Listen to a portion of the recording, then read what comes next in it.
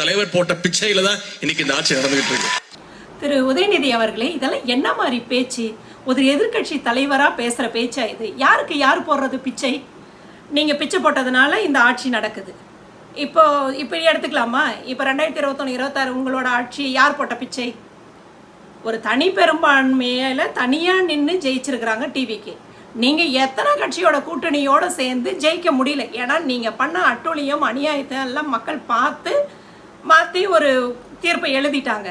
தனியாக ஒரு 35% விழுக்காடு வாங்கியிருக்கிறவங்களுக்கு நீங்கள் அதை ஒத்துக்க மாட்டீங்க. உங்களோட தோல்வி ஒத்துக்க முடியாமல் நீங்கள் கதறல் கேவலமான வார்த்தையெல்லாம் வெளியே வருது. பிச்சைன்ற வார்த்தை நீங்கள் என்ன எல்லாருக்கும் நீங்கள் தான் பிச்சை போடுவீங்க.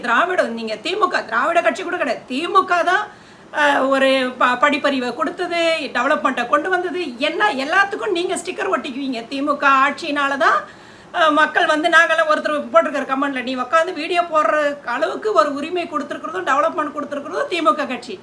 என்ன கதை இதெல்லாம்? திமுக கட்சி இல்லாத மாநிலங்களை என்ன பிச்சை எடுத்துட்டு இருக்கிறாங்களா இன்னமும்?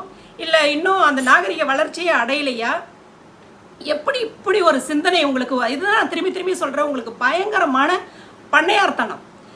நீங்கள்லாம் யோசித்து பாருங்கள். கருணாநிதி அவர்கள் ஒரு ஹிஸ்ட்ரியை, அவர் ட்ரெயினுக்கு காசு கொடுக்காம ட்ரெயின் ஏறி வந்தவர். ஏன்னா அது கூட காசு இல்லைன்ற ஒரு இதில் தான் பேச்சு. ஆனால் இப்போ உங்களோட சொத்து மதிப்பு என்ன?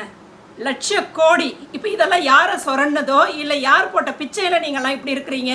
இந்த மாதிரி வார்த்தைகள்லாம் பேசுறதுனால திமுகவின் முடிவுரையை கண்டிப்பாக உதயநிதி அவர்கள் எழுதி கொண்டு தான் இருக்கிறார்.